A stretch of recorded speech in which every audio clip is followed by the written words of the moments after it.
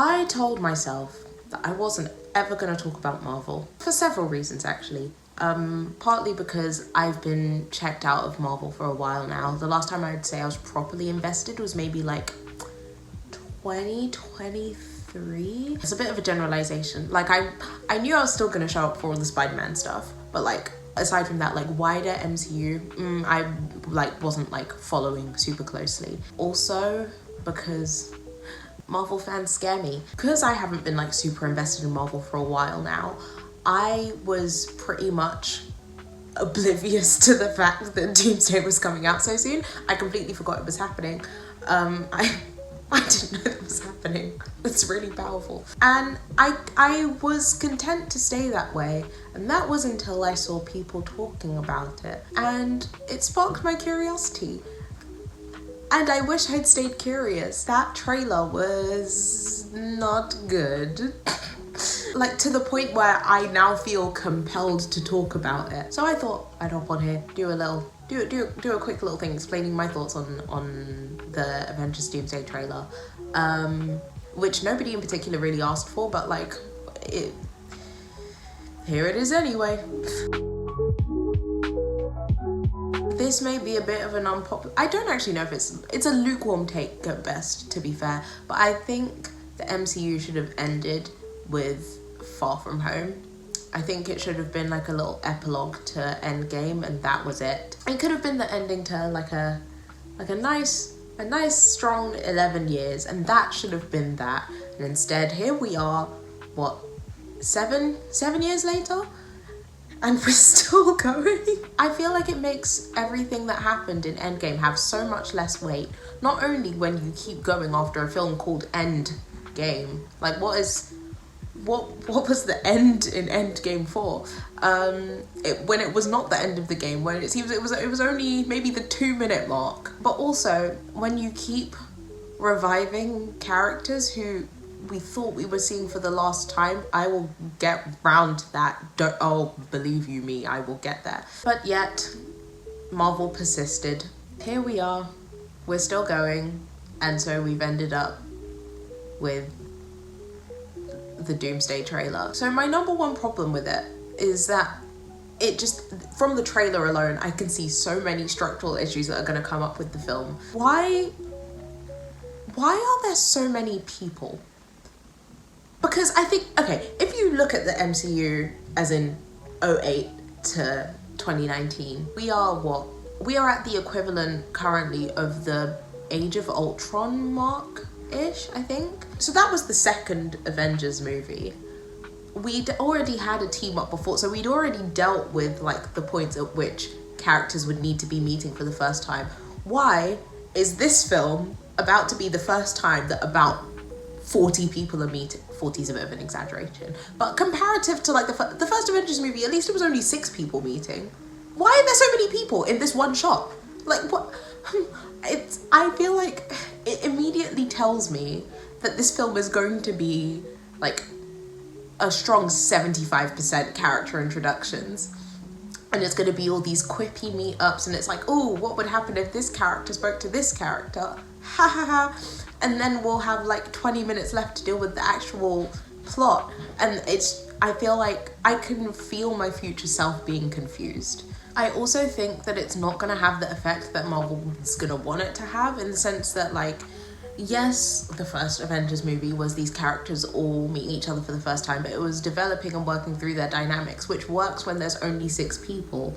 But when you're trying to establish dynamics between an ensemble cast of maybe 20, a lot of whom were introduced in like group movies, if you know what I mean. Like, it's not like they had their like solo movie like Shang-Chi. Speaking of which, Marvel remembered that Shang-Chi exists. That is like literally the only thing that got me remotely excited about this film. My goat is back.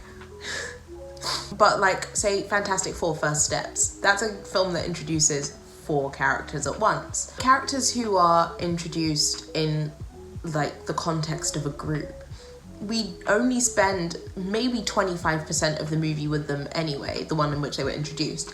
And now you want to throw them into another big old group where we know we're not going to get to know them. So it's like, why does it matter that this random character is meeting someone else for the first time when we know nothing about this person in the first place? I think it would have been a better idea for Marvel to have, I've seen a lot of people saying this as well, for them to have done a smaller scale Avengers movie, like maybe a couple years ago, and then do something as big as dealing with Doom. Do you know what I mean? Because it's like this absolutely massive threat.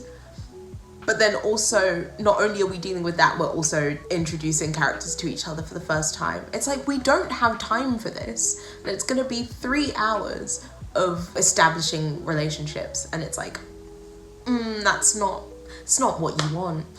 Another problem that I ran into with this trailer is, despite having a massive cast, there are still so many characters that have been introduced in this like sort of new era of Marvels and post 2019 that we've just never seen again, and it feels like they should really be part of this kind of story. The number one that I keep seeing, and I really agree with, is Captain Marvel.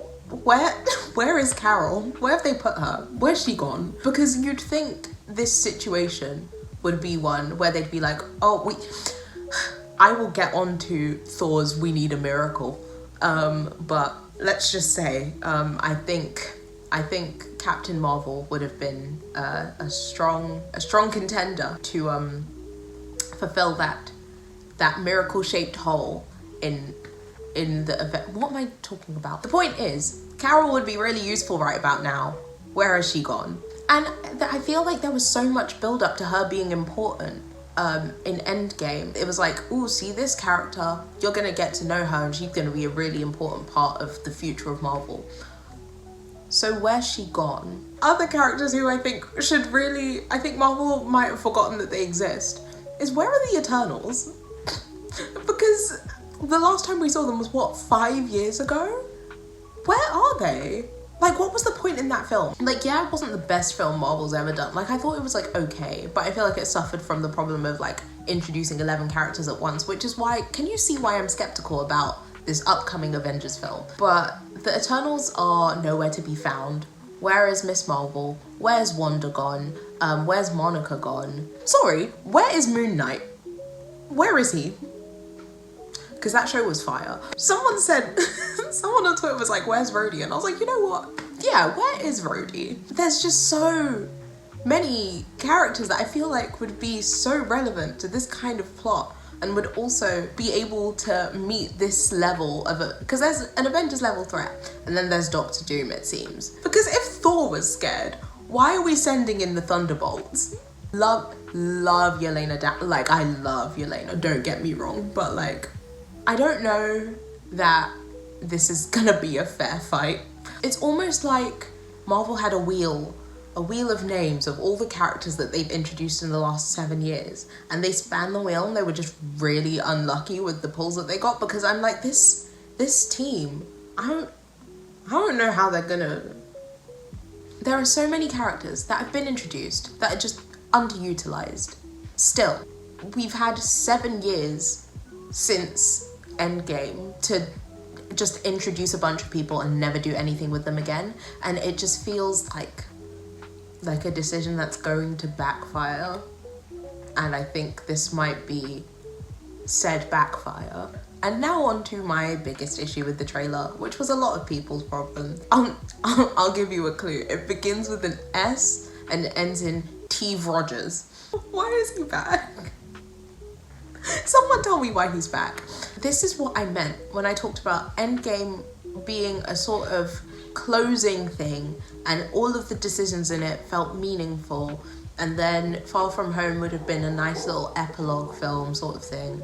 But then you sort of remove all of the meaning from any of the decisions that were made in Endgame when you then bring back all the people who have died. I'm not even gonna go into the RDJ Doom thing, but still, because at least, I mean, it's not good. It's not a good thing at all that he's playing Doom, but like, at least he's a different character. This is just Chris Evans back as Steve Rogers, not even Captain America, because we've got Captain America, who didn't get enough screen time in that trailer for my liking, but that's another issue in and of itself. I'm talking about him just being back as Steve. Like, he's actually just some guy. Thor says, we need a miracle. and in walks like the 10th super soldier we have in the MCU at this point. Like, what is he really gonna do? And just seeing him irritated me, because we've been over the Peggy of it all. I can't get into that mess now, because that felt like character assassination. We've had enough time to be irritated about that. I just mean, why are you here? I saw a tweet. Someone was talking about the way Sam and Bucky were looking at Steve, and they were like, they're gonna jump him. And I'm like, I hope they do. I hope they do, because I would be mad as hell if my best friend abandoned me to go back in time to be with a girl that he was never actually officially with. And then he just pulls up out of the blue and is like, hi. Like, go away. And I just know he's gonna have so much screen time for like nostalgia bait reasons, and it's just not gonna narratively make any sense. I just think that was one of the worst decisions Marvel could have made. Like, instead of using and developing any of the characters that they've introduced in the last almost decade, they're like, do you know what we need to make this film fire? Steve Rogers. And it's really sad, because The Winter Soldier might just be my favorite Marvel film of all time. Like, it's up there with the Guardians trilogy for me. And so to see them do this to my boy Steve Rogers, let him rest. Let him rest. All of that being said, like, if one of my friends asked me if I want to go see Avengers Doomsday, I'll probably say yeah. And this is the problem, because Marvel knows that people are gonna watch their films regardless, so they can put out any slop they want, and it works. It works, and it's frustrating. It's too late to beg them to do something different. Who knows? Maybe it won't be that bad. Maybe we're all being harsh, but in terms of immediate thoughts, it's not looking good, gang. It's not looking good. If you like this spontaneous little video, leave a like and a comment letting me know your thoughts on the trailer for Avengers Doomsday. Maybe you found something positive in it that I just couldn't find. I might do more videos like this in the future, just talking about my initial thoughts on trailers. So subscribe if you want to see more of that. Thanks for watching, and I'll see you in the next one.